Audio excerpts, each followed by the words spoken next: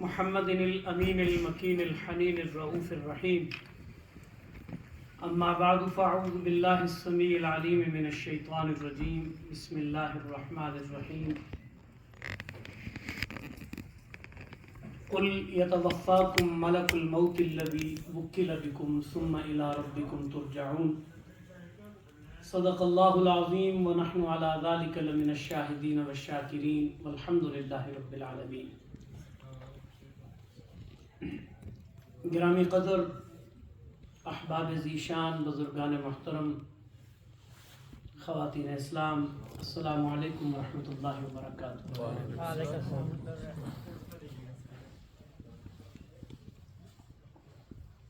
وفات کسی کی ایک ایسا سانحہ ہے جس سے میں اور آپ بحیثیت فرد اس کی شدت سے بھی اچھی طرح آگاہ ہیں اور اس کی حقیقت سے بھی اچھی طرح آگاہ ہیں، اس لیے کہ یہ تجربہ گو کہ ہمارے اوپر نہیں گزرا اور ایک دن گزرنا ہے، لیکن ہم سے متعلقین، ہمارے اعزاء و اقرباء، ہمارے قریبی، ہمارے والدین، بہن بھائی، دوست احباب، رشتہ دار، اساتذہ و شیوخ، کتنی ہستیاں تھیں جو اس دنیا سے رخصت ہو گئی، اور اپنے قریب کے حلقوں سے باہر نکل کر اگر ویسے مجموعی طور پر تاریخ انسانی پر نظر ڈالی جائے تو ظاہر ہے صرف گناہگار اور فراعنہ اور نماردہ یعنی نمرود اور فرعون اور شداد اور یہی نہیں، بلکہ اللہ کی جو محبوب ترین ہستیاں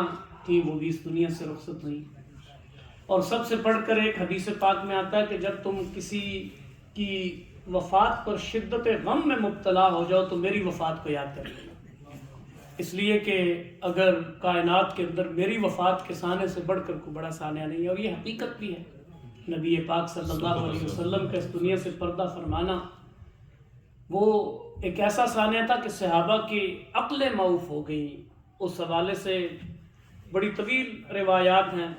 سیدہ ام ایمن رضی اللہ تعالی عنہا وہ روتی چیختی اور چلاتی ہیں اور کہتی ہیں کہ مجھے سب سے بڑا غم یہ ہے کہ آج آسمان سے زمین کا رشتہ جو وحی کے ذریعے سے جڑا ہوا تھا وہ آج منقطع ہو گیا.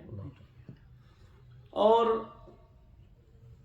سیدنا انس بن مالک کہتے ہیں کہ جب ہم حضور علیہ الصلوۃ والسلام کی تدفین سے فارغ ہوئے تو میں گزر رہا تھا کہ سیدہ فاطمہ سلام اللہ علیہا، فاطمہ الزہرا بنت رسول اللہ صلی اللہ علیہ وسلم، وہ شدت غم سے ان کی کیفیت یہ تھی کہ وہ مجھے ایک لحاظ سے کوستے ہوئے کہہ رہی ہیں کہ تم نے یہ گوارا کیسے کر لیا کہ رسول اکرم صلی اللہ علیہ وسلم کے جسد اقدس پر تم مٹی ڈالو اور انہیں ایک یعنی اس قبر کے گڑھے کے اندر دفن کر دو. یعنی یہ کیفیت ہے جس سے لوگ گزرے ہیں. اور صحابہ کہتے ہیں کہ ہم یوں سمجھتے تھے کہ چاند، سورج، ہر چیز بے نور ہو گئی ہے، ستاروں اپنی روشنی کھو گئے ہیں، اور آج گویا ہر پہلو سے ہماری دنیا تاریک ہو گئی ہے. تو بہرحال یہ ایک سانحہ ہے جس کے حوالے سے اللہ کریم نے واضح فرما دیا کہ انک میتون و انہم میتون. یہ موت ایک ایسا مرحلہ ہے جس سے آپ نے بھی گزرنا ہے اور آپ گزر گئے ہیں. تو اس سانحے کی شدت، اس کی کیفیت سے ہم بخوبی آگاہ ہیں کہ دلوں پر کیا گزرتی ہے، دماغ کیسے معوف ہوتے ہیں، عقلیں کیسے حیران ہوتی ہیں، اور قلب و روح پر کیا کیفیت گزرتی ہے. یہ الگ بات ہے کہ جو سانحہ پرانا ہوتا جاتا ہے کہ انسانی فطرت ہے کہ وہ اپنے امور دنیا کے اندر مشغول ہوتا ہے اور پھر آہستہ آہستہ اس سانحے کے اثرات اس سے نکلنا شروع ہو جاتا ہے. ہمارے عزیز بھائی محمد حسین اصغر صاحب کا سانحہ چونکہ یہ بالکل تازہ سانحہ ہے اور ایک کربناک اور المناک کیفیت سے وہ گزرے ہیں. والدہ کی ہستی ایسی ہستی ہے کہ نبی پاک صلی اللہ علیہ وآلہ وسلم کی بے شمار احادیث سے بھی ہمیں اس مقام کا پتہ چلتا ہے جو والدہ کے حوالے سے حضور نے ارشاد فرمایا اور خود حضور کے طرز عمل سے. یعنی آپ میں سے بہت سارے ایسے ہوں گے کہ جن کی والدائیں اس دنیا سے رخصت ہو چکی ہیں اور جن کی زندہ ہیں، اللہ پاک انہیں ان کا سایہ تادیر ان کے سروں پر عافیت کے ساتھ سلامت رکھے. لیکن نبی پاک صلی اللہ علیہ وسلم کے فرامین اور آپ کا عمل یہ دونوں ہمارے لیے رہنما ہیں کہ ایک انسان کی زندگی میں ماں کی حیثیت اور اس کی کیفیت کیا ہوتی ہے۔ میں موت کی طرف یعنی ضمناً گفتگو کرنے سے پہلے یہ چونکہ سانح اس نسبت سے ہم یہاں بیٹھے ہیں کہ حسین بھائی کی والدہ محترمہ کی وفات کے لیے اظہار تعزیت کے لیے بہت سارے احباب موجود ہیں، تو نبی پاک صلی اللہ علیہ وسلم نے ارشاد فرمایا کہ میں محمد اگر نماز پڑھ رہا ہوتا اور میری والدہ مجھے پکارتی کہ یا محمد، تو خدا کی قسم میں اس نماز کو توڑ کر اپنی والدہ کی بات سننے کے لیے اس کی خدمت میں حاضر ہو جاتا۔ یعنی یہ مقام ہے جو نبی محترم صلی اللہ علیہ وسلم اپنے فرمان کے ذریعے سے، اور جناب ضحاک بن سمرہ جب پوچھتے ہیں یا رسول اللہ سب سے بحث بن حکیم کہ میرا سب سے بڑا حق میرے اوپر کس کا ہے، تو 3 دفعہ سرکار رسالت مآب صلی اللہ علیہ وسلم نے ارشاد فرمایا کہ تمہاری ماں کا اور چوتھی مرتبہ فرمایا باپ کا۔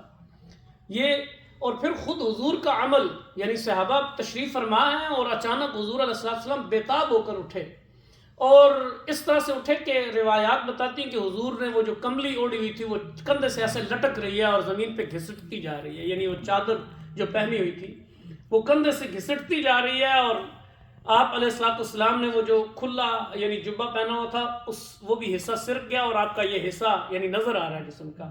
یعنی یہ کیفیت اس وقت ہوتی ہے جب بندہ ایک لحاظ سے اپنے آپ میں نہیں ہوتا اور اسے اس بات کی پرواہ نہیں ہوتی کہ میں کس کیفیت میں ہوں۔ تو دوڑے حضور، ایک سواری آ کے رکی، حضور علیہ السلام نے اس خاتون کو بڑی عزت کے ساتھ اتارا اور پھر اندر تشریف لائے اپنے خیمے میں، اور کچھ دیر وہ تشریف فرما رہی، اور جب اٹھی تو پھر حضور اسی طرح چلتے ہوئے سواری تک گئے، سوار ہونے میں مدد دی، بہت سارا مال و متاع ان کے ساتھ کیا۔ تو صحابہ نے پوچھا یا رسول اللہ یہ کیا ماجرا ہے؟ فرمایا یہ میری ماں تھی، اور پوچھا کون؟ کہا یہ حلیمہ سعدیہ تھیں جنہوں نے بچپن میں دودھ پلایا۔ گویا نبی رحمت صلی اللہ علیہ وسلم کا اپنا عمل ماں کے حوالے سے وہ خود ہمارے سامنے ماں کا مقام متعین کر دیتا ہے۔ سیدہ ام ایمن کو جب حضور علیہ السلام دیکھتے تھے، اور یہ ذہن میں رہے کہ سیدہ ام ایمن کی بڑی حیثیت ہے، حضور جب بھی دیکھتے فرماتے امی بعد امی، یہ میری ماں کے بعد میری ماں ہے، اور انہی کے بارے میں سرکار صلی اللہ علیہ وسلم نے ارشاد فرمایا کہ جس نے کسی جنتی عورت سے نکاح کرنا ہو وہ ام ایمن سے نکاح کر لے۔ اور یعنی یہ چھوٹی سی سعادت نہیں ہے، کسی کو اس دنیا کی زندگی کے اندر اس بات کا پروانہ مل جائے کہ وہ جنتی ہے، آپ دیانتداری سے بتائیں یہ کوئی چھوٹی سی سعادت ہے؟ اللہ کریم یہ اس خاتون جو بلیک ہیں یعنی حبشی نژاد ہیں ان کے بارے میں فرما رہے ہیں، اور ان کو اکرام اتنا دیتے ہیں، فرماتے ہیں کہ امی بعد امی، یہ میری ماں کے بعد میری ماں ہے۔ یہ ام ایمن سیدنا عبداللہ حضور کے والد کی لونڈی تھیں، اور جب حضور اپنی والدہ محترمہ کے ساتھ مکہ یعنی مدینہ منورہ کے سفر کے پر تشریف لے گئے تھے 6 سال کی عمر میں، تو واپسی کے سفر میں ابوا کے مقام پر نبی رحمت صلی اللہ علیہ وسلم کی والدہ محترمہ کا انتقال ہو گیا۔ آپ حسین بھائی کو میں کہوں گا آپ کا صدمہ بڑا ہے، اور ماں کی یعنی دعاؤں کا سایہ سر سے اٹھ جانا بلا شبہ بہت بڑے صدمے کی بات ہے، لیکن ذرا دل پہ ہاتھ رکھ کے اس 6 سالہ بچے کو یاد کریں جس کا باپ اس کی پیدائش سے 2 ماہ پہلے وفات پا چکا ہے، اور وہ اپنی ماں کے ساتھ باپ کی قبر کی زیارت کے لیے گیا ہوا ہے، اور واپسی کے سفر میں 6 سالہ اس بچے کی ماں اس سے بچھڑ جاتی ہے جس کا باپ پہلے ہی دنیا سے جا چکا ہے۔ ذرا تصور تو کریں کہ غم کی کیفیت کیا ہوگی جس سے سرکار رسالت مآب صلی اللہ علیہ وآلہ وسلم گزرے، یعنی حضور کے غم کو یاد کر کے تو پھر اپنا غم بظاہر ہلکا پھلکا محسوس ہوتا ہے کہ 6 سال کے بچے کی عمر، اپنے 6 سال کے بچے پوتے نواسے کی ذرا تصور کریں نا تھوڑی دیر کے لیے کہ اس بچے کی شعور کی کیفیت کیا ہوتی ہے، اور ایک مسافری کی حالت میں باپ پہلے ہی اس کی شفقت کا سایہ سر سے اٹھ چکا ہو اور ماں اس حالت مسافرت میں دنیا سے رخصت ہو جائے، تو کیفیت جو دل کی ہوتی ہے اسے میں اور آپ بحیثیت انسان بخوبی محسوس کر سکتے ہیں۔ حضور اس درد سے اور اس کرب سے گزرے ہیں، اور یہ کرب حضور کے ساتھ ساری زندگی رہا، اسی لیے حضور نے اپنی اس خواہش کا اظہار فرمایا کہ میری ماں مجھے آواز دیتی او محمد، اور میں دوڑتا ہوا جاتا نماز چھوڑ دیتا۔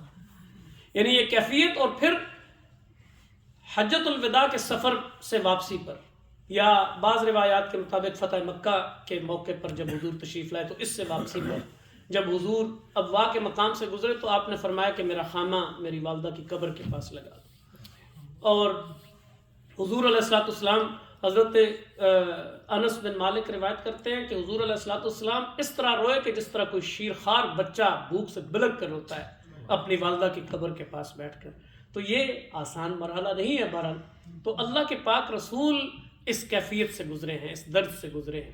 بہرحال 6 سال کی اس عمر میں جب وہ 6 سالہ بچہ اپنی ماں سے جدائی کا صدمہ سہتا ہے، اور روایات میں آتا ہے کہ حضور بالکل قبر کے اوپر لیٹ گئے اور امی امی پکارتے ہوئے آپ مسلسل رو رہے تھے. تو ام ایمن تھیں، اکیلی خاتون ام ایمن ہیں اس وقت ساتھ دوسری سواری پہ.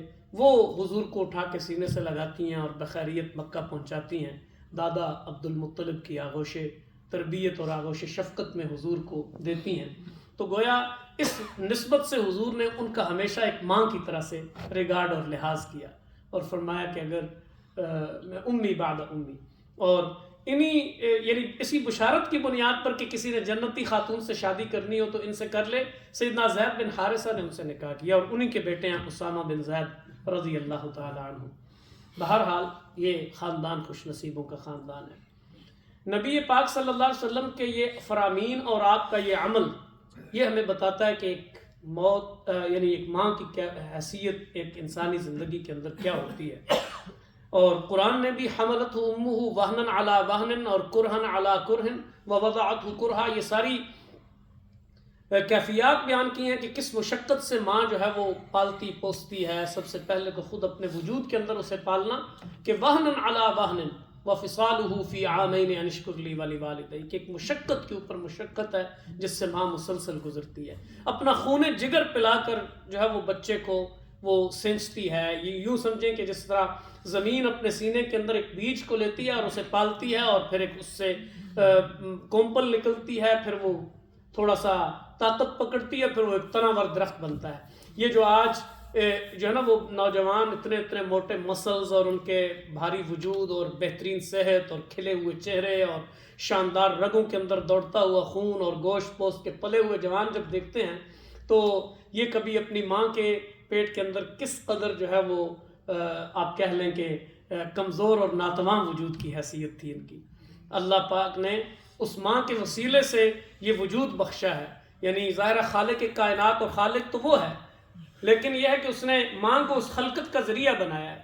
اور اسی لیے جب اللہ رب العزت نے خود بھی اپنی محبت انسانیت کے ساتھ، اپنے مخلوق کے ساتھ اپنی محبت کو واضح کرنا چاہا، تو اس کے لیے جو میری اور آپ کی سمجھ میں آنے والا قرینہ جو تھا یا مثال جو تھی وہی اپنائی جو مجھے اور آپ کو سمجھ آ جائے، اور وہ ماں کی مثال دی. فرمایا کہ وہ رب 70 ماؤں سے بڑھ کر شفیق ہے. یعنی مہربانی اور شفقت اور لطف و کرم کی انتہا بتانی چاہیے تو ماں ہی کو وسیلہ بنایا. اس لیے کہ انسانی زندگی کے اندر ماں سے بڑھ کر کوئی ایسا رشتہ نہیں ہوتا کہ جو بے لوث بھی ہو اور جس کی محبت کے اندر کسی طرح کا کوئی مفاد اور کوئی لالچ نہ ہو.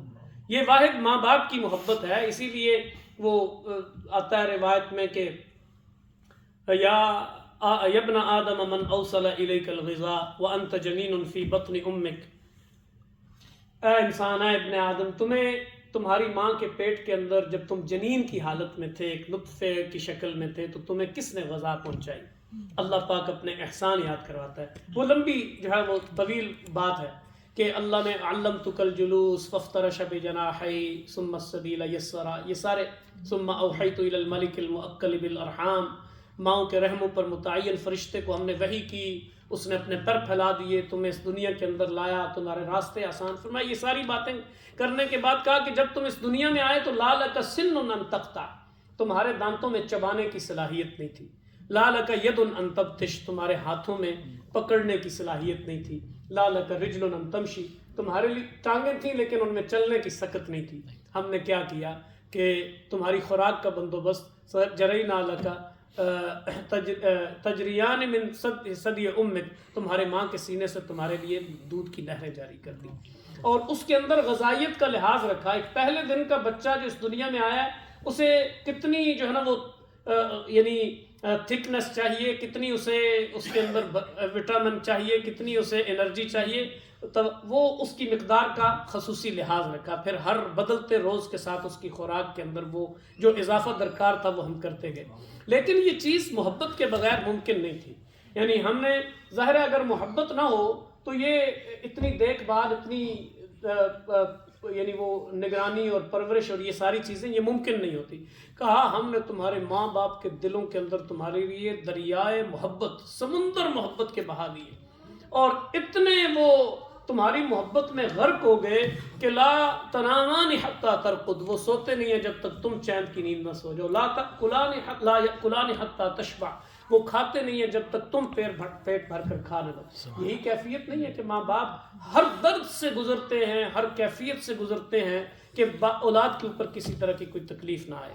اولاد کو تکلیف سے بچانے کے لیے یہ باپ کڑی دھوپ میں تھکے مسافر کی طرح اپنی جان جوانی، اپنی جسم کی توانائیاں گھول دیتا ہے، سردی گرمی اور بھوک پیاس ہر چیز برداشت کرتا ہے اپنی اس اولاد کے لیے. ماں بھی جو ہے وہ کڑے پہروں، یعنی یہ ماں راتوں کو جاگتی ہے اپنے بچے کے دیکھ بھال، اس کی پرورش، اس کی ضروریات، اس کی ہر چیز کا خیال رکھتی ہے. اولاد بڑی بھی ہو جاتی ہے. میں امیر حمزہ صاحب نے ایک کالم لکھا تھا محترم سراج الحق صاحب کی والدہ کی وفات پر، اس میں انہوں نے ذکر کیا کہ سراج الحق صاحب کہتے ہیں کہ میں جب ان کی شدید بیماری کی خبر سن کر دوڑتا بھاگتا ہسپتال پہنچا پشاور میں، تو پہلی بات جو انہوں نے کی کہ تمہیں کیا ضرورت تھی اس موسم میں اتنی شدت میں آنے کی اور یہ تکلیف اٹھانے کی، اور تم نے کچھ کھایا پیا بھی ہے، تمہیں کچھ سفر کے اندر تمہیں کوئی بھوک تھکن بھی ہوئی ہوگی، تم ایک مصروف آدمی ہو. یعنی انہیں اس بات کی فکر نہیں تھی کہ میں بیماری کے کس مرحلے سے، یعنی دوسرے دن ان کی وفات ہو گئی ہے. انہیں اس وقت بھی فکر اس بات کی تھی کہ میرا بیٹا کہیں بھوکا تو نہیں ہے، تھکا ہوا تو نہیں ہے، کہیں اسے کسی چیز کی ضرورت تو نہیں ہے. یعنی اس وقت بھی، اور یہ کم و بیش ہر والدین کی یہی بات ہوتی ہے کہ انہیں اپنے اس آرام اور آسائش سے زیادہ اولاد کی فکر ہوتی ہے. آپ بسا اوقات اپنے والدین کے لیے کوئی چیز کرنا چاہتے ہیں، کوئی انہیں تحفہ دینا چاہتے ہیں، تو انہیں اس بات کی فکر ہوتی ہے کہ میرے بچے نے پتہ نہیں کس طرح سے ضروریات اپنی تج کر اور اپنی ضرورتوں کو کاٹ کر یہ اہتمام کیا ہوگا، اور پھر بار بار تاکید اور تلقین ان کی طرف سے ہوتی ہے کہ بھئی ہمارے لیے نہ کرو، تم اپنے بچوں کو دیکھو، اپنا گھر دیکھو، اپنی یہ ضرورت پوری کر لو. وہ یعنی یہ بے لوثی کی انتہا ہے جو والدین کی طرف. تو کہا یہ ہم نے دریائے محبت جو ان کے سینوں کے اندر، ان کے دلوں کے اندر تمہارے لیے پیدا کر دیا، اسی کی بنیاد پر جو ہے وہ تمہاری پرورش ممکن ہوئی ہے. اور اگر نبی مہربان صلی اللہ علیہ وسلم کے حوالے سے بھی یہی بات، امیر الشعراء شوقی جو ہیں انہوں نے ایک لمبا قصیدہ لکھا ہے حضور نبی پاک صلی اللہ علیہ وسلم کا نعتیہ قصیدہ. اس نعتیہ قصیدے کے اندر وہ کہتے ہیں کہ آپ کی محبت کی انتہا یہ ہے کہ فَأَنْتَ أَبٌ وَأُمٌ، یعنی انہوں نے کہا کہ حضور آپ کی رحمت و شفقت جو ہے اپنی امت کے لیے جب دیکھتا ہوں تو میں یہ محسوس کرتا ہوں کہ آپ کی شفقت ماں اور باپ کی طرح ہے. یعنی جب انہیں اور کوئی قرینہ اور وہ مثال نہیں ملی تو انہوں نے کہا کہ ماں اور باپ جیسی محبت اور شفقت اپنی اولاد کو دکھاتے ہیں، یہی محبت و شفقت آپ انسانیت کے لیے اور اپنی امت کے لیے رکھتے ہیں. تو گویا اللہ نے بھی جب محبت کا کوئی استعارہ تلاش کیا تو وہ ماں ہی کی محبت کو قرار دیا، اور نبی پاک صلی اللہ علیہ وسلم کی ذات پاک کے لیے بھی جب محبت اور شفقت اور لطف و کرم اور دلگیری دلجوئی اور اس چیز کا کوئی استعارہ تلاش کرنا چاہے یا کوئی مثال پانی چاہیے تو وہ ماں اور باپ ہی کے وجود میں نظر آئی. تو بہرحال یہ سانحات جو ہماری زندگی کا ہے یہ حصہ ہے. اللہ پاک نے ایک بات بڑی وضاحت کے ساتھ فرما دی ہے کہ قُلْ يَتَوَفَّاكُمْ مَلَكُ الْمَوْتِ الَّذِي وُكِّلَ بِكُمْ ثُمَّ إِلَىٰ رَبِّكُمْ تُرْجَعُونَ، کہ دیکھو ہم نے، آپ فرما دیجئے کہ یتوفاکم ملک الموت، اینجل آف ڈیتھ جو ہے عزرائیل موت کا فرشتہ، وہ تمہیں وفات دے گا. وکل بکم، یہ تمہارے اوپر پہلے سے مقرر کر دیا گیا. یعنی ہم اس دنیا میں آتے ہیں تو گویا اپنی عمر عزیز کا آخری دن لے کر آتے ہیں، اپنی قسمت کا فیصلہ اس دنیا میں لے کر آتے ہیں، اور ہمیں پہلے سے ایک لحاظ سے ذہنی طور پر اس بات کے لیے تیار کر دیا جاتا ہے کہ ہم اس بات کو پیش نظر رکھیں کہ یہ دنیا جس کے اندر میں آیا ہوں یہ میرا عارضی مقام ہے، میں یہاں ہمیشہ کے لیے نہیں آیا ہوں. یہ انسان بڑا خوش نصیب ہے، اسے اللہ کریم نے تخلیق فرمایا اور جنت کے اندر تخلیق فرمایا. آپ کی توجہ کے لیے ایک بات میں عرض کر دوں کہ حضرت انسان وہ واحد مخلوق ہے جو کلمہ کن کی پیداوار نہیں ہے. حالانکہ اللہ کریم تو طاقت کن کے مالک ہے، اللہ پاک کن کہتے ہیں اور کائنات وجود میں آ جاتی ہے، یہ اللہ کی شان ہے. لیکن حضرت انسان کے حوالے سے یہ نہیں کیا کہ کن کہا ہو اور انسان بن گیا ہو، نہیں، فرمایا خلقت بیدی، یہ قرآن کے الفاظ ہیں، خلقت بیدی، میں نے اسے اپنے ہاتھ سے بنایا ہے. خلقت بیدی. پھر دوسری عزت اور شان اس کی یہ ہے کہ نفخت فیہ من روحی. دوسری کسی چیز کے اندر اللہ نے کسی مخلوق کے اندر روح نہیں پھونکی، یعنی اسے جاندار ہونے کا حکم دے دیا اور وہ جاندار ہو گیا. اللہ کی شان یہی ہے، وہ کر سکتا ہے.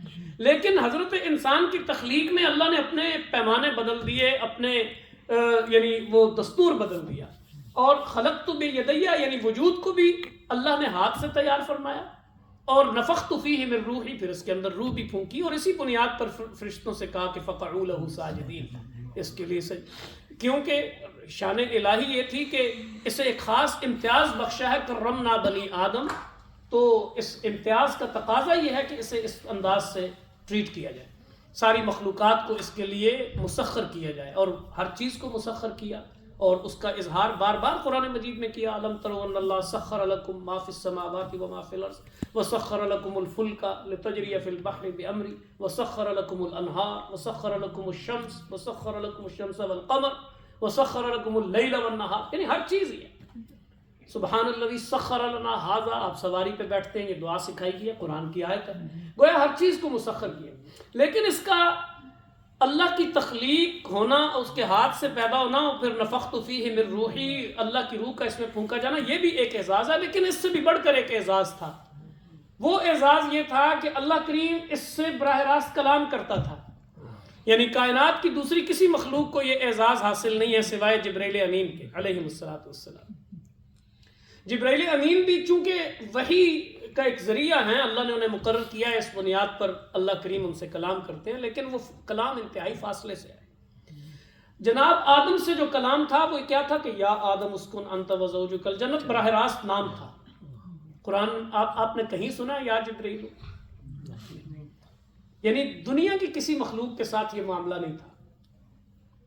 اللہ نے انسانوں میں سے اس زمین کے اوپر آنے کے بعد صرف موسیٰ علیہ السلام سے کلام کیا ہے، کلم اللہ موسیٰ تکلیما. اور وحی کے ذریعے سے جو خطاب فرمایا اس میں پیغمبروں کو کہا یا ابراہیم عارضا ھذا، یا عیسیٰ ابن مریم، یا موسیٰ، یہ سارے کہیں، یا نوح اہبط منا. یہ وہ کلام ہیں جو براستہ وحی ہے. لیکن ایک کلام براہ راست ہے جو جنت میں ہوتا تھا، اور کہا یا آدم اسکن انت وزوجک الجنہ، اے آدم تم اور تمہاری زوجہ اس جنت کے اندر رہو. یہ براہ راست کلام ہے. یا آدم ان ھذا عدو لک ولزوجک، شیطان کی طرف اشارہ کر کے کہ یہ تمہارا دشمن ہے. یا آدم کو خطاب کر کے. اس کا مطلب ہے کہ انسان تو اپنی عظمت کے اعتبار سے کہیں بلند ہے اس زمین پر رہنے یعنی والی مخلوقات میں، یا کائنات کے اندر کسی بھی جگہ موجود مخلوقات میں انتہائی بلند ہے کہ اس کو اللہ کے ساتھ کلام کا اعزاز حاصل ہے. اب جب یہ انسان اللہ سے براہ راست کلام کرتا تھا، اللہ اس سے براہ راست کلام کرتا تھا، تو یہ انتہائی مقام بلند تھا. یہ غلطی ہوئی، خطا ہوئی، اور اللہ نے اس زمین کے اوپر بھیجا اور کہا فَإِمَّا يَأْتِيَنَّكُم مِّنِّي هُدًى. میں بہت کچھ اسکپ کر رہا ہوں، ذرا جلدی یعنی اشارہ کر دیا ہے میں وہ پوری تفصیل میں نہیں گیا کہ کیا پھل کھایا، کہاں کیا ہوا، کیا اللہ کا فرمان تھا. زمین پر اتر آئے، کہا اب معاملہ یہ ہو گیا ہے کہ فَإِمَّا يَأْتِيَنَّكُم مِّنِّي هُدًى، میں ایک ہدایت بھیجوں گا، جو تو اس کی پیروی کرے گا فَمَن تَبِعَ هُدَايَ فَلَا خَوْفٌ عَلَيْهِمْ وَلَا هُمْ يَحْزَنُونَ. اس کے اوپر کوئی خوف و حزن کی بات نہیں ہوگی، وہ یعنی امیون ہوگا ہر چیز سے، عذاب سے. اور جس نے دوسرا راستہ اختیار کیا اس کے لیے پھر اصحاب النار ہیں. اب یہاں سے میرے اور آپ کے امتحان کا آغاز ہو گیا. آپ نے فکر آخرت کی بات کی ہے، ہم نے موت کی اور اس کی تذکیر کی بات کی ہے. دیکھیں میں اور آپ اس دنیا میں آئے ہیں تو ایک وجود لے کر آئے ہیں.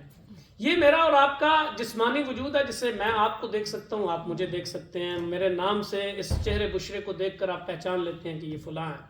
میں بھی دیکھ کے پہچانتا ہوں یہ طیب بھائی ہیں، یہ قمر بھائی ہیں، یہ جاوید بھائی ہیں، یہ علی بھائی ہیں. مختلف لوگ ہیں یہاں. میں پہچانتا ہوں اس چہرے بشرے کو دیکھ کر، وہ آپ کی. لیکن اس کے اندر چھپا ہوا ایک اخلاقی اور روحانی وجود ہے جو مجھے نظر نہیں آتا اور آپ کو بھی نظر نہیں آتا. کسی کا وہ اخلاقی اور روحانی وجود ہمیں نظر نہیں آتا، لیکن اصل میں وہی وجود ہے. جس وجود کو جب نکال لیا جاتا ہے تو یہ جسم ہمارے کسی کام کا نہیں رہتا. کہتے ہیں فٹ اس کو نہلاؤ دلاؤ، کفن پہناؤ اور قبر میں دبا دیا. یعنی اس لیے کہ اس وجود کی کوئی حقیقت ختم ہو جاتی ہے. اصل جو وجود تھا، جس کی حقیقت تھی، وہ اس کے اندر سے نکل کر جا چکا ہے. وہ قالب، یہ قالب تھا یعنی لباس تھا جو یعنی اس لباس نے اس وجود نے پہنا ہوا تھا، اصل میں وہی وجود ہے. تو چونکہ اس وجود کو اللہ نے مٹی سے بنایا ہے اور اس کی ضرورت کے جتنے اجزاء ہیں، اس کی ضرورت کی جو چیز ہے وہ اسی مٹی کے اندر رکھی ہوئی ہے. یعنی آپ دیکھتے ہیں کہ مجھے کھانے کے لیے جس اناج، غلے، فروٹ، سبزی چیزوں کی ضرورت ہے، دالیں، وہ سب میری اس مٹی کے اندر سے پیدا ہوتی ہیں، اس لیے کہ میرا یہ وجود مٹی کا بنا ہوا ہے. مجھے یہ پہننے کے لیے لباس چاہیے، اس لباس کا ہر ریشہ مٹی سے نکلا ہے. یعنی یہ کپاس مٹی کے اندر اگتی ہے، پھر اسے دھاگا بنایا جاتا ہے، اس سے یہ لباس. یہ بلڈنگ جس گھر کے اندر میں رہتا ہوں، اس کی اینٹ روڑا، اس کا سیمنٹ پتھر، ہر چیز مٹی سے نکلتا ہے. گویا اس مٹی والے وجود کو پالنے کے لیے مجھے جو کچھ بھی درکار ہے وہ اسی مٹی کے اندر اللہ نے رکھ دیا ہے. لیکن یہ میرا ظاہری وجود ہے. میں نے کہا میرا باطنی وجود، اخلاقی اور روحانی وجود، اس کی بھی تو کوئی غذا ہے کہ نہیں؟ ظاہر ہے جس طرح مجھے اس جسم کو پالنے کے لیے غذا کی ضرورت ہے، میں طرح طرح کی مرغن غذائیں کھاتا ہوں، مسلم غذائیں کھاتا ہوں، مجھے ہر طرح کے ذائقوں کی تلاش ہوتی ہے. میں میٹھا بھی پسند کرتا ہوں، پھیکا بھی پسند کرتا ہوں، اور اسپائسی بھی، اور یہ ساری چیزیں، یہ اس جو جسمانی وجود ہے اس کی ضروریات ہیں. یہ اسی کی طلب ہے جو مجھے بے چین رکھتی ہے. اور میں ایک جاب سے آتا ہوں تو دوسری پہ چل پڑتا ہوں، دن کو آتا ہوں تو رات کو چل پڑتا ہوں، سردی، گرمی، دھوپ، بارش، کسی چیز کی پرواہ کیے بغیر ہمہ وقت میں اس انسانی یعنی اس وجود کو پالنے کے لیے کوشش میں ہوتا ہوں. لیکن اللہ کریم مجھے توجہ دلا رہا ہے کہ تمہارا ایک اخلاقی اور روحانی وجود ہے، وہ اسے بھی خوراک کی تلاش ہے، اسے بھی ضرورت ہے کہ اسے بھی پالا پوسا جائے. اس وجود کو پالنے پوسنے کے لیے فرمایا فمن تبع ہدایا، میں ایک ہدایت بھیجوں گا جو تمہارے اس اخلاقی اور روحانی وجود کے لیے ہوگی. اسے جو قبول کرے گا وہ فائدے میں ہوگا. وہ روحانی اور اخلاقی جسم کی غذا اللہ نے وحی کے ذریعے سے، کبھی تورات آ رہی ہے، کبھی انجیل آ رہی ہے، کبھی زبور آ رہی ہے، صحف ابراہیم ہے، صحف موسیٰ ہے، اور پھر قرآن مجید ہے، پھر پیغمبران گرامی قدر ہیں جو نفوس کا تزکیہ کر رہے ہیں. ان کا وظیفہ جو انبیاء کا ہے قرآن نے بار بار بیان کیا ہے، کما ارسلنا فیکم رسولا منکم یتلو علیکم آیاتنا ویزکیکم ویعلمکم الکتاب والحکمہ. اور اسی طرح لقد من اللہ علی المؤمنین اذ بعث فیہم رسولا من انفسہم یتلو علیہم آیاتہ ویزکیہم ویعلمہم الکتاب والحکمہ.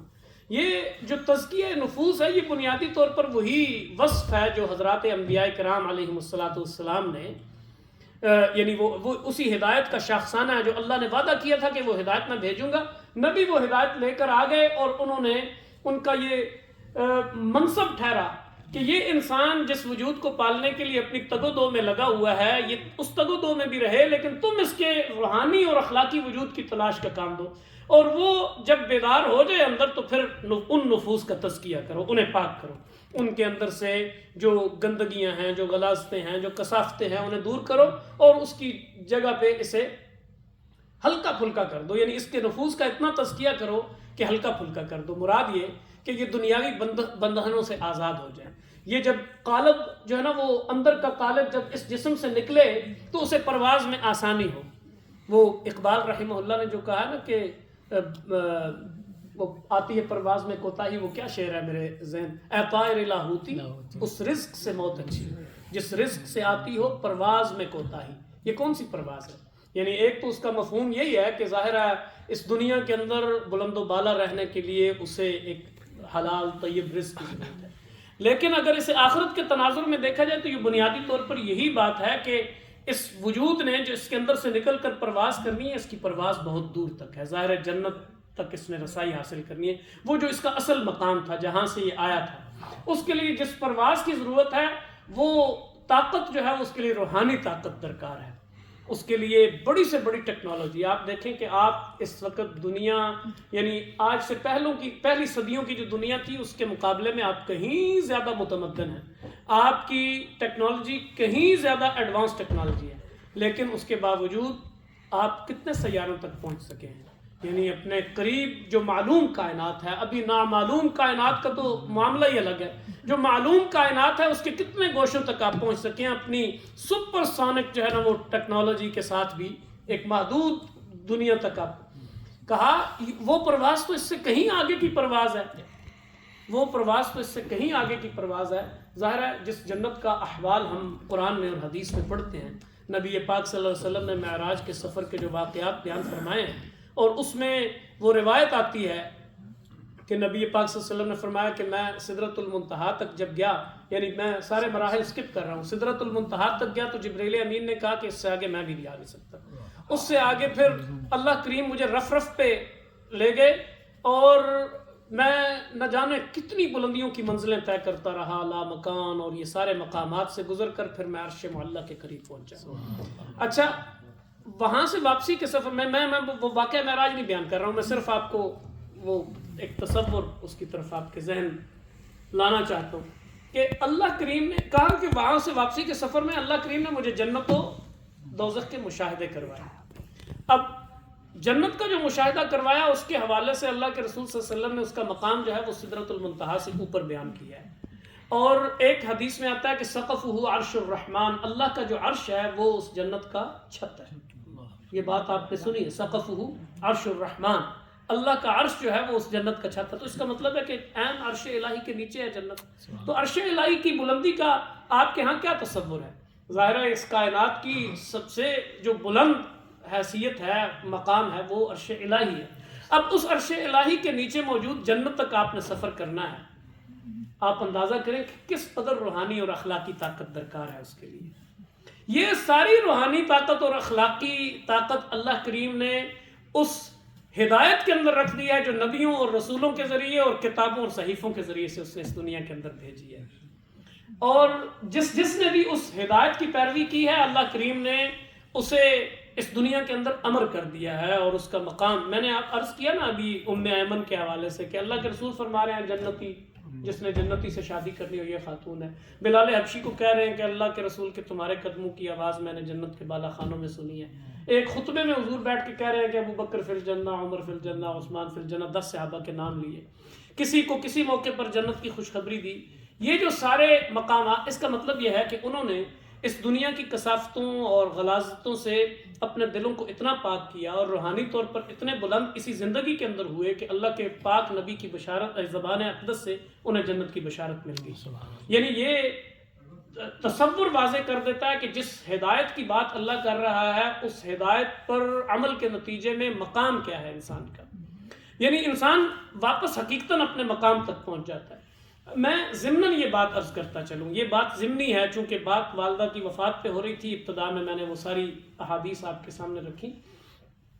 تو یہ بات بھی پیش نظر رہے کہ یہ جس بلند و بالا جنت کا ہم ذکر کر رہے ہیں، اتنی بلند و بالا جنت کے جو عرش کے نیچے ہے، یعنی عرش سقفہ عرش الرحمن اور سدرۃ المنتہا اور لامکان اور قاب قوسین کی منازل سے بھی گزر کر آگے وہ جنت ہے. اس جنت کے بارے میں اللہ کے نبی ایک اور بات ارشاد فرما رہے ہیں کہ بظاہر تمہیں بلند و بالا نظر آتی ہے لیکن تلاش کرنا چاہتے ہو تو تحت اقدام الامہات، ماؤں کے قدموں کے نیچے بھی موجود ہے. یعنی ایک طرف وہ اتنی بلند و بالا ہے کہ عرش رحمان کے نیچے ہے، دوسری طرف اللہ فرما رہے ہیں، اللہ کے حبیب فرما رہے ہیں کہ وہ ماؤں کے قدموں کے نیچے ہے. اس کا مطلب کیا ہوا؟ اس کا مطلب یہ ہوا کہ اللہ کریم نے انسان کے لیے اس کی ماں کو یہ عظمت اور فضیلت عطا کی ہے، اس کا مقام اتنا بڑھایا. اور اس کی خاص وجہ ہے عرب کے معاشرے کے اندر ماں، عورت بحیثیت مجموعی ظاہر ہے ایک جبر کا شکار تھی، لیکن ماں وہ جو یعنی دوسری مائیں ہوتی تھی نا اپنی سگی والدہ کے علاوہ باپ کی دوسری بیویاں، وہ بھی باقاعدہ وراثت میں تقسیم ہوتی تھی. بیٹے اس بات پر لڑتے تھے کہ فلاں ماں جو ہے نا وہ اسے یعنی میں اپنے عقد میں لاؤں گا، معاذ اللہ ثم معاذ اللہ. یہ یعنی جاہلی دور کے تصورات تھے.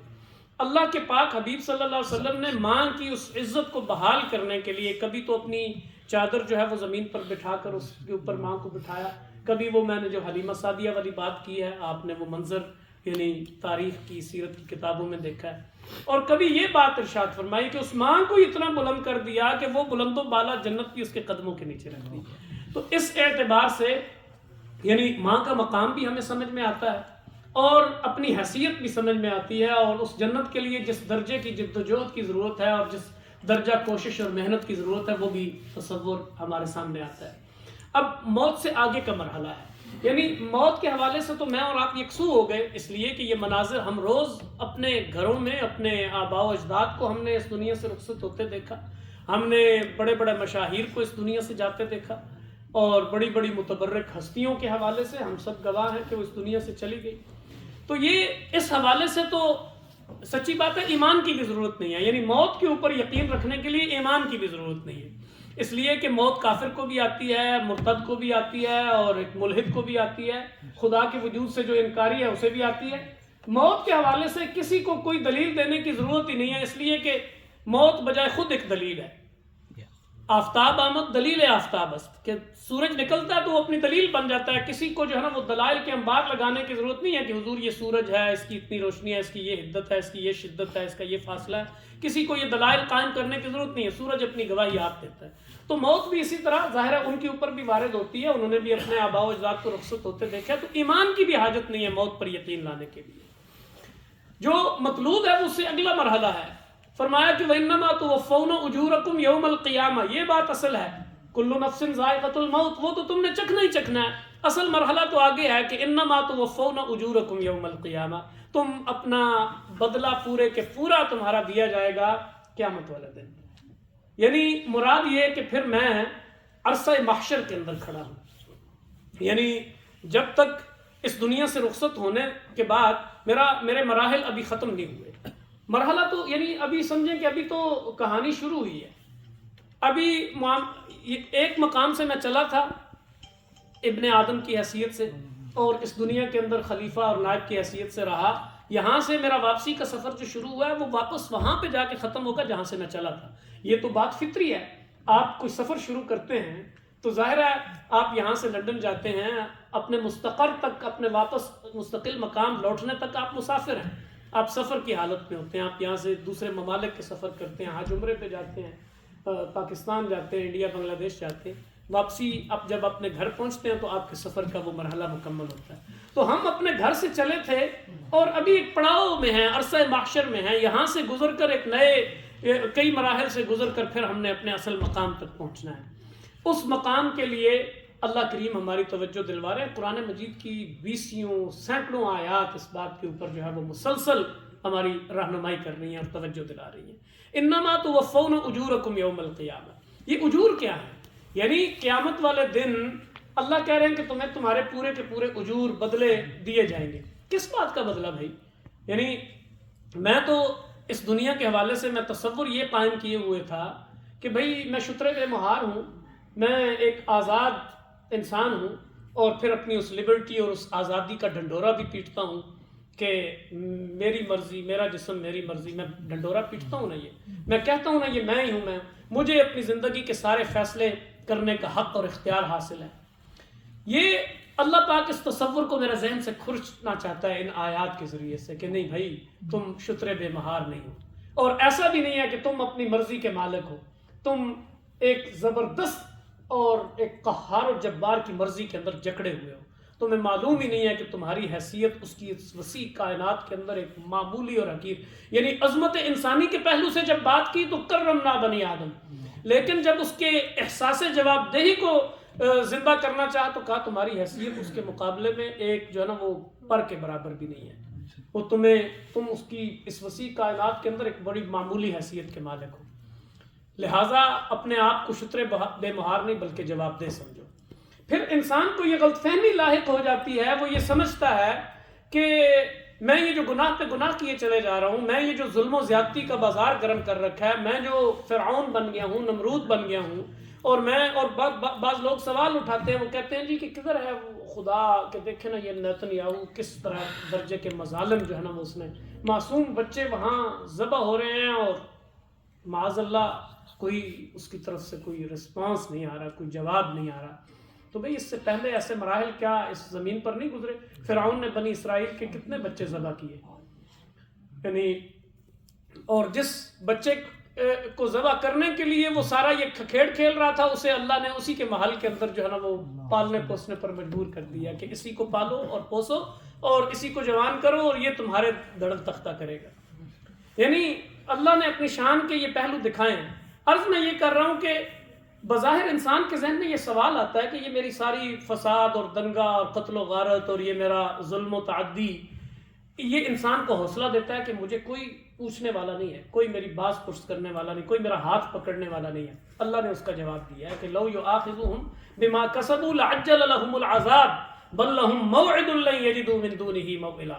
اللہ پاک نہ ایک نظام رکھا ہے، اس کے ہاں ایک فہل ینظرون الا سنت الاولین فلن تجد لسنت اللہ تبدیلا۔ اللہ کی ایک سنت ہے، وہ امہال، سنت امہال اسے کہتے ہیں، یعنی مہلت دینے کی سنت۔ اللہ کی ایک سنت مہلت دینے کی ہے۔ اس نے اس سے پہلے جتنی قوموں کو تباہی سے اور عذاب سے دوچار کیا ہے یا افراد کو کسی آزمائش میں گرفتار کیا ہے، پہلے اس نے مسلسل مہلت دی ہے، اس لیے کہ یہ اس کا طریقہ ہے۔ اس نے ایک با اختیار مخلوق اس سرزمین کے اندر پیدا کی ہے اور اس سے اپنی خالقیت، اپنی رازقیت، اپنی ساری صفات کا شعور دے کر، پورا شعور دے کر پھر اسے پرکھنے کے لیے اور آزمانے کے لیے چھوڑ دیا ہے۔ جب اس نے آزمانے کے لیے چھوڑا ہے تو پھر وہ اس کے بڑے بڑے یعنی غلطان جو ہوتے ہیں ان کو بھی وہ برداشت کرتا ہے، اس لیے کہ لعجل لهم العذاب، یہ اس کی سنت نہیں ہے کہ جلدی جلدی عذاب لے آئے، بل لهم موعد، اس کے لیے ایک موعد مقرر ہے، ایک وقت مقرر ہے، اجل مسمى، ایک مقرر مدت ہے۔ فاذا جاء اجلهم، پھر جب وہ مدت آ جاتی ہے تو فإن اللہ کان بعباده بصیرا، پھر اس سے بڑھ کر باخبر کوئی نہیں ہے، اس سے بڑھ کر پھر جو ہے نا وہ پکڑ کرنے والا کوئی نہیں ہے۔ تو وہ سارا تصور جو ہے نا وہ میرا اور آپ کا یہ بنایا جا رہا ہے کہ موت کو جو ہے نا وہ خاتمہ نہ سمجھو، یعنی غافل یہ سمجھتا ہے کہ موت ہے اختتام زندگی، یعنی موت وہ سمجھتا ہے کہ بس کہانی ختم، اصل میں تو یہ ایک ابتدا ہے ایک نئے سفر کی۔ انسان اس دنیا سے جاتا ہے، عالم برزخ میں اسے کیا کیا کیفیات پیش آتی ہیں کوئی کچھ نہیں جانتا، اور ان کیفیات سے وہ گزرتا ہے۔ اگر کوئی آ کر ہمیں بتا سکتا تو ظاہر ہے ہم اس حوالے سے ان پکچر ہوتے، لیکن ہمیں کچھ معلوم نہیں کہ اس اگلے مرحلے پر کیا ہوتا ہے، سوائے اس کے کہ جو ہمیں بتایا گیا ہے کہ سیدنا عثمان غنی رضی اللہ تعالیٰ عنہ قبر مبارک، کسی بھی قبر پر کھڑے ہوتے تو آنسوؤں سے جو ہے نا وہ داڑھی تر ہو جاتی، تو پوچھا جاتا کہ حضور یہ قبر پر کھڑے ہو کر اتنا آپ کو زار و قطار رونا کیوں ہے؟ کہا اللہ کے نبی صلی اللہ علیہ وسلم سے میں نے سنا ہے کہ آخرت کی منازل میں سے یہ سب سے پہلی منزل ہے، جو اس منزل سے کامیاب ہو گیا اس کی اگلی منازل بھی آسان ہو سکتی ہیں، اور جو یہاں پکڑا گیا وہ اگلی منازل بھی اس کی مشکل مراحل سے اور وہ غم اپنی جگہ پہ ظاہر ہے انسان کے اوپر۔ مالک بن نویرہ کا بھائی وہ کیا تھا، متمم بن نویرہ، اس نے اشعار کئی بڑے دردناک اشعار اس نے مالک بن نویرہ کی قبر پہ کھڑے ہو کر کہے، اور وہ رو رہا تھا، تو کسی نے اسے کہا کہ یار کیا یہاں تو سینکڑوں قبریں ہیں، تم اکیلے رو رہے ہو، سینکڑوں یا ہزاروں قبریں ہیں یہاں، تو ظاہر ہے قبریں تو ہیں، اب تم ایک اکیلے کی قبر پہ کھڑے ہو کر رو رہے ہو، تو اس طرح تو اگر ساری دنیا پھر یہاں کھڑی ہو کر رونا شروع کر دے۔ اس نے کہا کہ تمہیں غم کی جو ہے نا وہ اصل حقیقت معلوم نہیں، میں تو یہ محسوس کرتا ہوں کہ مالک بن نویرہ، اس صاحب قبر کا غم میرے دل کے اندر اتنا ہے کہ میں یہ محسوس کرتا ہوں کہ یہ آس پاس پھیلی ہوئی ہزاروں قبریں مالک بن نویرہ کی ہیں، یعنی اسے ہر قبر کے اندر اپنے بھائی کی قبر نظر آتی ہے، وہ اس کے اوپر آہو زاری کر رہا ہے۔ مراد یہ کہ جب انسان اس دنیا سے چلا جاتا ہے تو ظاہر ہے اسے معلوم نہیں کہ اس کے ساتھ وہاں پہ کیا بیت رہی ہے، اس لیے یہاں یہ اپنی جگہ پہ پریشان ہے، اور اسے بجائے اس کے حوالے سے تو پریشان ہو، لیکن یہ پریشانی اس کا غم کیوں نہیں بن جاتا؟ یہ اس کا غم اس لحاظ سے بن جائے کہ میں نے بھی اس منزل تک پہنچنا ہے، یہ جس قبر کے اندر آج اسے اتارا گیا ہے اس قبر کے اندر میں بھی اترنا ہے۔ بعض قبروں میں اترنے والے بڑے خوش نصیب ہوتے ہیں۔ سیدنا عبداللہ ابن مسعود کہتے ہیں کہ عبداللہ ذوالبجادین کو جب قبر میں اتارا گیا تبوک میں، تو میں نے نبی پاک صلی اللہ علیہ وسلم سے یہ الفاظ سنے کہ اللہ تیرا حبیب اس قبر میں اترنے والے سے آج غروب شمس تک راضی تھا، یعنی آج کا سورج غروب ہونے تک تیرا حبیب اس شخص سے راضی تھا، اب یہ تیرے پاس پہنچ گیا، تو بھی اس سے راضی ہو جا۔ ابن مسعود کہتے ہیں خدا کی قسم ساری زندگی مجھے یہ قلق رہا، اور میں کہتا تھا کہ کاش اس رات قبر میں اترنے والا میں عبداللہ ابن مسعود ہوتا جس کے بارے میں اللہ کے نبی۔ تو قبر میں اترنے والوں کی بھی قسمیں ہوتی ہیں۔ ہم اپنے ماں باپ، اپنے آباء و اجداد کے حوالے سے یہی خوش فہمی رکھتے ہیں ان کے کردار اور ان کی سیرت کو دیکھ کر کہ وہ اللہ کی رحمتوں میں ہوں گے۔ دیانتداری کی بات یہ ہے کہ آپ نے اپنے والدین کو دیکھا، میں نے ہم اپنے آباء و اجداد کے حوالے سے ان کے تقوی، ان کی دیانت، ان کی نیکی، ان کی پرہیزگاری اس کی وجہ سے ہم یہ سمجھتے ہیں کہ وہ یہ ان کی کیفیت اس قبر کے اندر اچھی ہوگی. لیکن کیا دیانتداری سے، یعنی میں اور آپ، ہم اپنے دل پہ ہاتھ رکھ کے بتائیں، کیا ایسا ہی تصور میں اپنے بارے میں رکھتا ہوں؟ قطعاً نہیں. جب میں اپنے اعمال کو دیکھتا ہوں تو مجھے یہ معلوم ہوتا ہے کہ نہیں، میں تو اپنے باپ اور اپنے دادا اور اپنے شیخ اور اپنے استاذ اور اپنی ماں اور ان کے مقابلے میں بہت کم تر ہوں. عمل کی دنیا میں میرے پاس تو کوئی توشہ، کوئی ذخیرہ ہے ہی نہیں. میں آخر اس قبر میں جا کر کیا میرے احوال ہوں گے؟ تو یہ تصور جو ہم دوسروں کے بارے میں اچھا رکھتے ہیں ان کی نیکی اور پرہیزگاری کی بنیاد پر، لیکن اپنے آپ کو جب ٹٹولتے ہیں تو معلوم ہوتا ہے کہ ہمارا دامن تو خالی ہے. اس خالی دامن جب ہم اس قبر میں جائیں گے تو وہ قبر وحشتوں کا گھر ہے، وہ کیڑوں کا گھر ہے، وہ سانپوں کا گھر ہے، وہاں اندھیرے ہیں، تاریکیاں ہیں، ہولناکیاں ہیں. وہ سارے مراحل کو بار بار یاد کرنے کی ضرورت ہے، اپنے آپ کو یاد کرانے کی ضرورت ہے. ہر موت میرے اور آپ کے لیے واعظ بن جائے. سیدنا عمر رضی اللہ تعالیٰ عنہ کی وہ مشہور، وہ اپنی سرکاری مہر جس سے لگاتے تھے نا، اس پہ لکھا ہوتا کفا بالموت واعظا یا عمر. عمر، موت سب سے بڑا واعظ ہے، موت سے بڑھ کر واعظ کوئی نہیں. تو یہ آس پاس ہونے والی اموات، ان سے وعظ اور نصیحت پکڑنے کی ضرورت ہے. آخرت کے جتنے مراحل ہیں، قبر کے بعد حشر کے مراحل، نامہ اعمال دیے جانے کے مناظر، اعمال کے تولے جانے کے مناظر، ان مناظر کو مسلسل ذہن میں رکھنے کی ضرورت ہے. نبی پاک صلی اللہ، حضرت عمر فرماتے تھے رضی اللہ تعالیٰ عنہ کہ وزنوا قبل ان تؤذنوا، اپنا وزن کرو اس سے پہلے کہ تمہیں تولا جائے، اور موتوا قبل ان تموتوا، مرنے سے پہلے مر جاؤ. یعنی موت کا تصور کرو کہ میں مر گیا ہوں، کفن پہنایا جا رہا ہے، غسل دیا جا رہا ہے، تختے پہ لٹایا گیا ہے کفن، اور قبر میں اتارا جا رہا ہے، اوپر وہ رکھی جا رہی ہیں، مٹی ڈالی جا رہی ہے. یہ سارے مراحل کو یاد کرو. موتوا قبل ان تموتوا، حاسبوا قبل ان تحاسبوا، حساب لیے جانے سے پہلے اپنا حساب کرو.